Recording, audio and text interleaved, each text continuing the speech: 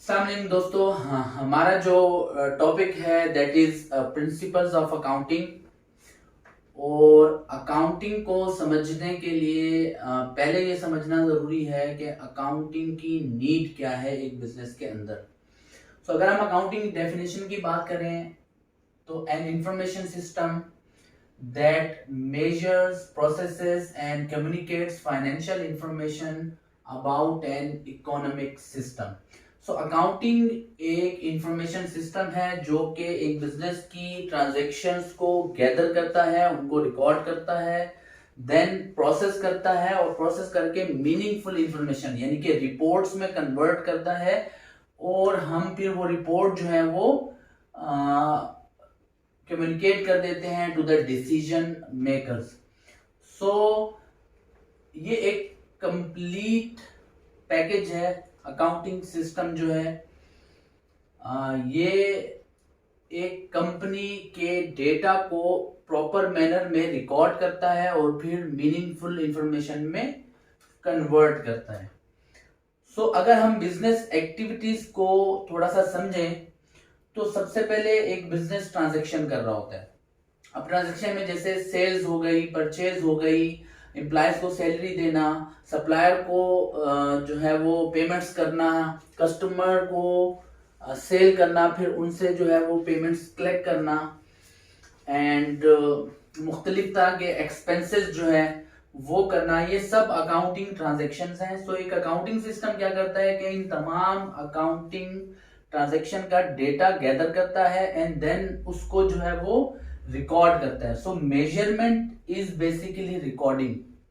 हम क्या करते हैं अकाउंटिंग के अंदर, इस तमाम गैदर की हुए डेटा को हम रिकॉर्ड करते हैं। रिकॉर्ड करने के बाद जो है आपका अकाउंटिंग सिस्टम जो है, जो सॉफ्टवेयर होता है, एक कंप्यूटराइज सॉफ्टवेयर होता है, वो प्रोसेस करता है इस डेटा को और इसको रिपोर्ट्स में कन्वर्ट करता है। देन ये रिपोर्ट जो है ये कम्युनिकेट की जाती है टू द डिसीजन मेकर्स, जो इन रिपोर्ट्स की बेसिस के ऊपर, इन रिपोर्ट्स में जो फिगर्स कम्युनिकेट किए गए उनकी बेसिस के ऊपर डिसीजन मेकिंग करते हैं।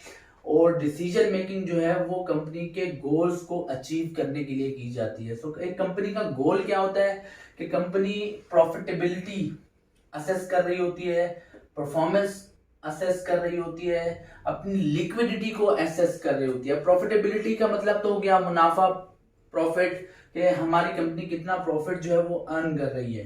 परफॉर्मेंस से मुराद ये है कि हम अगर क्रेडिट पर सेल कर रहे हैं तो हम जो है वो कितने टाइम में जो है वो वापस कलेक्ट कर रहे हैं, अपने कस्टमर से जो है वो कैश कितने टाइम में कलेक्ट कर रहे हैं। या फिर अगर हमारी इन्वेंट्री हम परचेज कर रहे हैं तो उसको हम कितने दिनों में सेल कर देते हैं। ये परफॉर्मेंस से रिलेटेड डेटा होता है जो कंपनी असेस कर रही होती है। लिक्विडिटी से मुराद यह है कि आप अपनी शॉर्ट टर्म ऑब्लिगेशन को मीट करने की कितनी एबिलिटी रखते हैं, यानी कि आप के पास क्या इतने पैसे मौजूद होते हैं कि आप अपनी शॉर्ट टर्म लाइबिलिटीज को पे ऑफ कर सकें।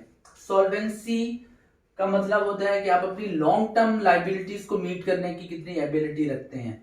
एंड मार्केट वैल्यूएशन, ऑब्वियस सी बात है, एक कंपनी की मार्केट में एक वर्थ होती है, वैल्यूएशन होती है, उसके शेयर्स होते हैं जो कि स्टॉक मार्केट में सेल हो रहे होते हैं। मार्केट में अपनी वैल्यूएशन, अपने शेयर की जो प्राइस है, ठीक है, उसमें जो चेंजेस हो रहे होते हैं वो भी कंपनी असेस कर रही होती है, देख रही होती है।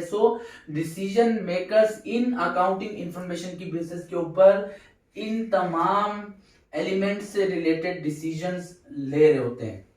और कंपनी में जो मेजर एक्टिविटीज होती हैं वो 3 तरह की एक्टिविटीज होती हैं, like financing, operating and investing.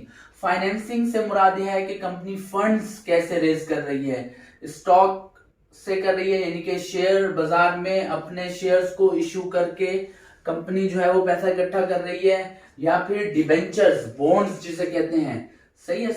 Bonds issue करके पैसा इकट्ठा कर रही है या बैंक से लोन ले रही है। कहां से कंपनी पैसा जनरेट कर रही है, फिर वो जो पैसा जनरेट होता है उससे कंपनी जो है वो ऑपरेट करती है। कंपनी का जो भी कोर ऑपरेशन है, फॉर सपोज अगर कंपनी जो है वो मैन्युफैक्चरिंग कंसर्न है, कोई प्रोडक्ट बना रही है, तो वो प्रोडक्ट को बनाना और उसको सेल करना, तो ये फाइनेंस जो है कंपनी जो है वो अपनी इन ऑपरेटिंग एक्टिविटीज में यूज करती है।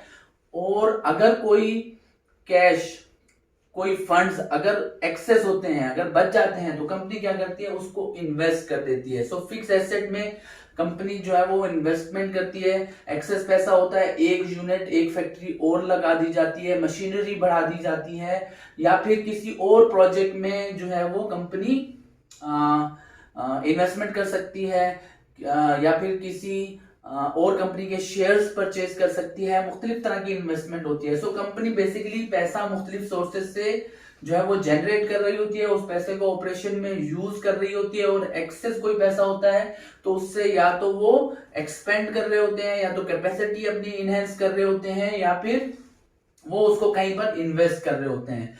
सो बेसिकली अगर आपके पास अकाउंटिंग इंफॉर्मेशन नहीं होंगी, अगर आपके पास अकाउंटिंग सिस्टम नहीं होगा, अकाउंटिंग डेटा नहीं होगा, तो आपके डिसीजन मेकर्स जो हैं वो कंपनी के इन एलिमेंट्स के लिए डिसीजन नहीं ले सकेंगे, या फिर उनके लिए डिसीजन लेना काफी मुश्किल हो जाएगा।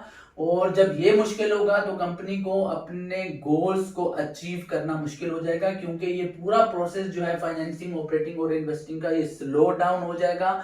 सो जितना फास्ट आपका इंफॉर्मेशन सिस्टम होता है, उतना फास्ट आप डिसीजन मेकिंग कर रहे होते हो, रैपिडली डिसीजन मेकिंग कर रहे होते हो, और आप जो है इन तमाम चीजों को अच्छे से देख रहे होते हो। सो ये बेसिकली अकाउंटिंग की नीड है। विदाउट अकाउंटिंग सिस्टम कोई भी कंपनी स्मूथली ऑपरेट नहीं कर सकती, डिसीजन मेकिंग रैपिड नहीं लिए जा सकते।